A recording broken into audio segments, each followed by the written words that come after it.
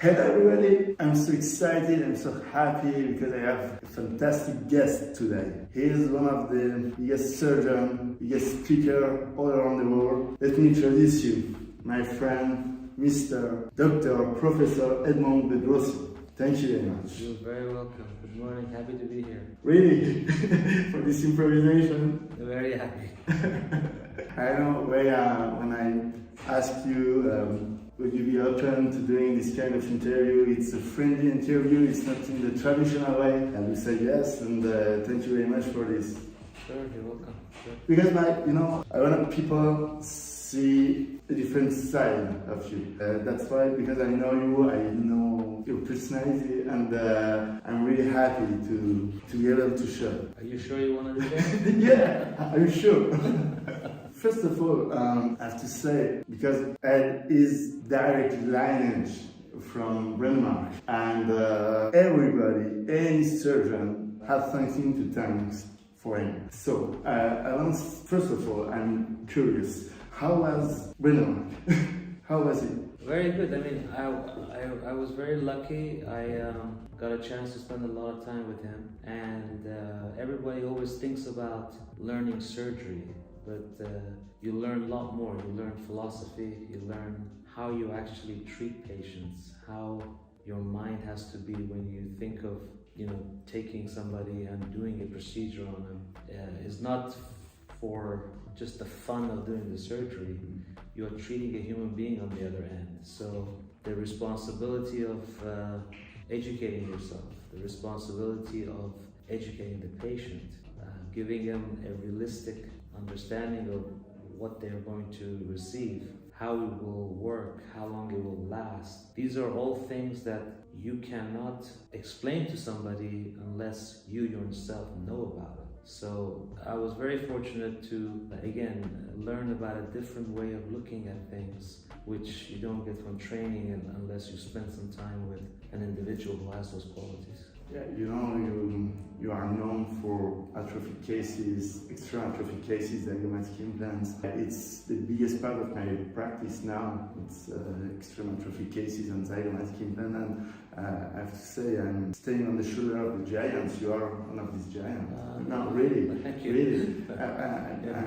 I'm serious, and that just means I'm old. No, that's all that means. Really, you are Branemark, and you are the master, and I know you are passionate. I know all you're saying it's based on science, and sometimes, because I know you, sometimes you can overreact with some lectures or some courses or some speakers. I know this. Why? Can you explain us? Why I overreact? Yeah. I know you are passionate. Yeah. I mean, you can be, like in the US, we have a term, work hard, play hard, right? So there's nothing wrong with being a fun person and joking and whatever. But when it comes to work, it has to be very serious. It has to be procedures that you do, things that you do has to be evidence-based. That all comes from science and understanding bone, understanding engineering, when you're reconstructing a whole full arch case, for example, and not just listening and hearing something and then going and doing it, but investigating what you heard. Is it actually, correct? And, like you said, I'm quite passionate, and when I hear something that is not right, like a bulldog, I will grab, I will not let go. Not because I'm trying to say, like a lot of people, follow my technique. I have no technique. I follow science, I follow the philosophy of PI, but science is science. It's like 2 + 2 is always 4.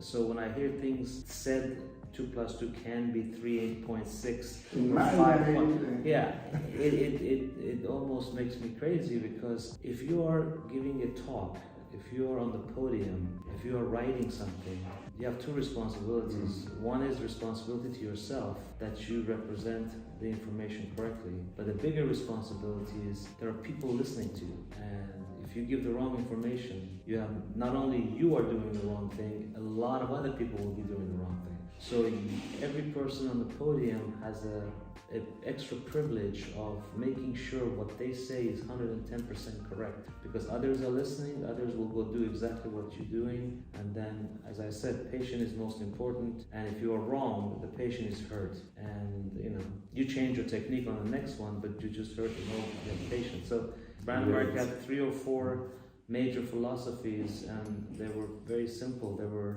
do things that are evidence-based, know when enough is enough, don't do 20 surgeries to get 0.5 millimeter of papilla, because that's not, first of all, it can't be done, and second of all, it's not fair to the patient. And then the third one is, every decision you make is, you have to look at it like the patient is your mother or your brother. It has to be, would you do that to yourself? And if you would, then it's a good thing. We are on the same page. Yeah. Totally. Yeah. That. And if I can give you my 2 cents, right now, I think zygomatic implants are in fashion right now, and on Facebook, everywhere.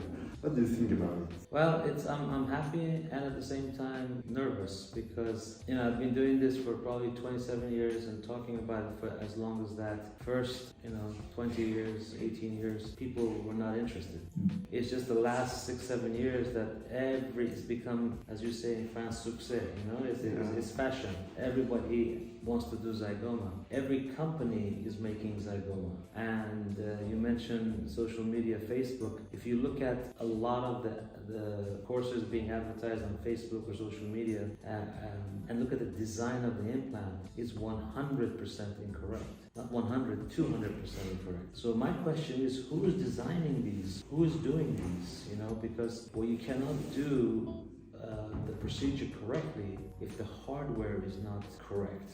So I'm happy because more people are becoming involved, and therefore more patients are being treated. But I'm nervous because if more patients are being treated possibly the wrong way. So I think it's really, again, there's nothing that's my way. It's all PI's way. All the articles that show 98% success rate or wonderful results are based on the Branemark technique. It's based on the Branemark design of the implant, and everything he did had a reason. SRA multi-unit abutments were designed by him in 1972. Can you imagine? We're talking today like it's a special thing. This is like 50, 60 years old. So the genius of the creativity of making these procedures successful, if you don't follow that technique, the formula, it may not be. Now, all this stuff that's being done that I'm not happy about, maybe they will be okay. I don't think so, but maybe there will be. But, I think we all have to come back, just step back a little bit and just follow the rules, because, same as regular implants. There's certain, overheating, overcompression, etc., etc. These are all stuff that PI wrote about and did. And every time you don't follow those rules on regular implants, you have problems. Yeah. Why would it be different on this? Of course. Yeah. And all of the times, sometimes it's the last chance. It is the last chance. It always is the last chance. And educating the patient. For example, in the US, there are big companies that do only atrophy cases. Yeah. They advertise on TV and they show patients post-op biting into an apple. If you're a quad zygoma, you don't do that. Not today. Ever. In my opinion, never, ever, ever. But they show it that, you should do this treatment because you can eat apple, you can eat corn, you can eat big sandwich. You're not doing this procedure to eat. You can eat without having teeth. You're doing this procedure so you maintain your facial soft tissue structures. You don't think all day about your teeth moving and falling out. So 98% of why you're doing this is for social interaction and your own psychological. But you're not thinking about imagine you're thinking your teeth are gonna fall out all day long. So that's what you're doing it for. So understanding the biomechanical limitations and then addressing it by saying, you want an apple, bake the apple. You want filet mignon, make a hamburger, not, So, but you cannot instruct and inform the patient correctly if you yourself don't know that. And that's another problem, Both of us know the 10,000 hour rule, and many people right now, as we said before, because it's in fashion, because it's cool to doing zygomatic implants, now start to give courses, to give lectures about it, with maybe, I don't know, 10 cases, you know, and crazy right now. And because, as you said before, it's our responsibility, and with this kind of surgery, we really need the 10,000 hour rule. Yeah, no, I mean, that's a good example or cliche. The 10,000 hour rule is, that's what makes somebody an expert, but that doesn't happen overnight. No. Bill Gates was able to make the home computer because from 1970 to 1977 he was playing on supercomputers at his friend's mom's company where nobody else had access to computers like that. So by the time in 1978, 8 or 9 or 10 years later, he designed a computer. He knew more than anybody else about computers. So some knowledge is very dangerous. So as you said, there's a lot of people getting involved. There's a very nice systematic review about implant failures that was published from Zurich that talks about, short implants, smoking, this, that. And in every example they give, they say one of the main reasons for failure is inexperienced surgeon. And when I read that, I have this why disease. When I hear something, it's like, why? Like a 2-year-old kid, So I said to myself, why is he saying inexperienced surgeon? What does he mean? And inexperienced surgeon means that if you have put in, 100,000 regular implants, but I've never put a zygoma implant in, you are inexperienced surgeon. Absolutely. You are experienced in something else, not in that. You are a good surgeon. It's just another one. You can drive a very nice Ferrari for 20 years. But if you never have driven a Formula One car, that's not driving, that's a whole different thing. So therefore you have to kind of be humble a little bit. I get, good nervous inside the night before, the day during the surgery, when I'm doing these difficult cases, because I know and I have done wrong things. I'm constantly aware of not making a mistake. I'm looking to adjust. But like the cliche says, if you don't know where you're going, you don't think you're lost. So you have to know the path. You have to know what mistakes can be made. You have to know why a certain procedure is done a certain way, and then this way you can do it correctly or avoid doing it incorrectly. So but that goes for everything. The explosion of the zygoma implant has really kind of brought us back to paying attention to, details are important, and everybody wants to be, it's very nice to be on the podium, to be interviewed, to be called an expert, to do this, but at the end of the day, you must be able to fulfill the title they're giving you, That comes from a lot of self-education. Speaking about this, it's exactly the same topic when we are talking about digital surgery. And digital workflow is okay because we need this, and of course, but guided surgery for zygomatic implants, it's in fashion right now too, because it's cool to say I have the new guide, I have the new protocols to do it, and what do you think about it? Well, I just actually a week ago sent back an article that was sent on guided surgery because it's not guided. To me, white means white, black means black, yellow is yellow. Guided surgery means guided surgery, not a little bit guided. And when I see all these articles, because I know in 2007 to 2011, the US FDA, with there was three of us around the world. I remember. That did a guided zygoma project, and the company that had the components, it was truly guided. The entire path of the drill was guided. The entire implant was guided. You can close your eyes and turn away and it would go in. So it was truly 100% guided. But that company decided, the results were very good. They decided not to market it. So I know the armamentarium is available. So when I see all these very big guides that are screwed in, and then the only thing that happens is it gives you a starting point. The rest of the drill is, in space. Again, people writing those articles should be responsible to people reading it because they think it's guided. It's not guided. I'm all for digital workflow. My son Armand is an expert on prosthetic digital workflow and he does everything every day on it. But guided surgery is not accurate. If it was, then the prosthesis would have the abutments already in it and you would just screw it in. You know, why do we lute the prosthesis after the surgeries? Because we pick up the inaccuracies in the conversion.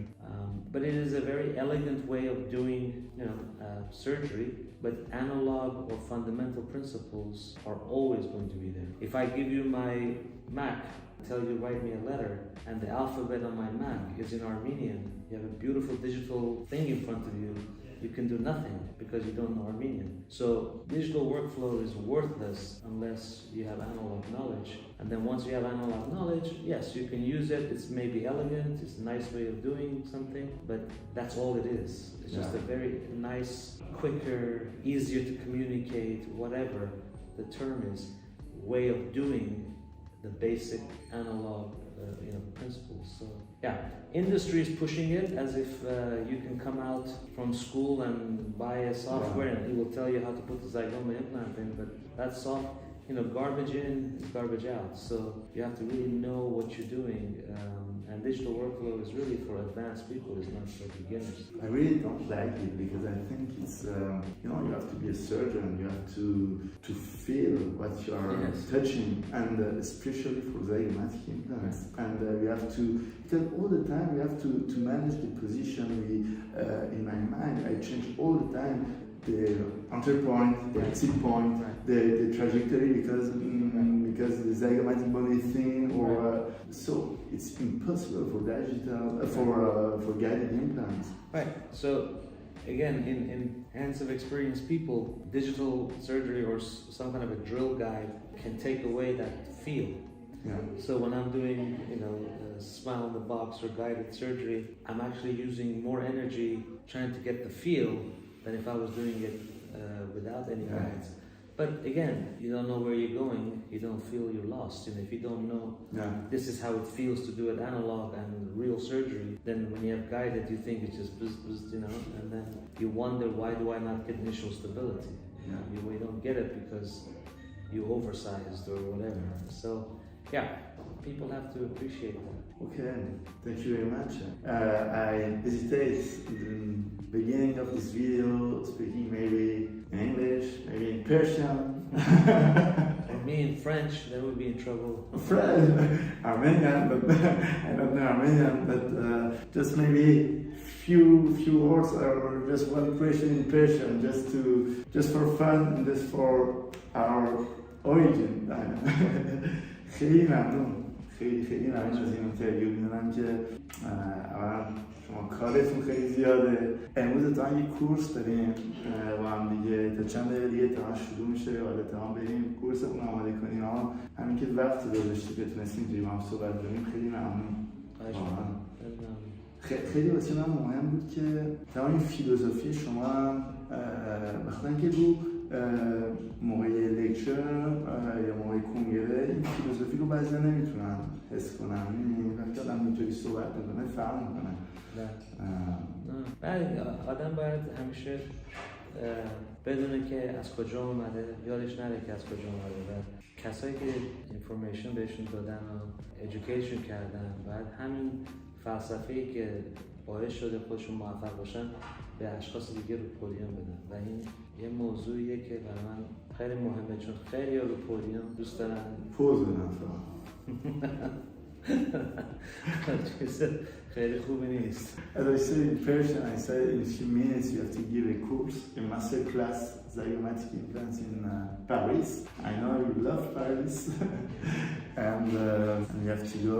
And it was a great pleasure because, as I said before, it's not easy to feel your experience, of course, but your philosophy on stage. And sometimes I think this kind of discussion we have all the time together, it's important to share with other people to know your philosophy and your way of thinking. Thank you very much. Thank you very much. Thank you.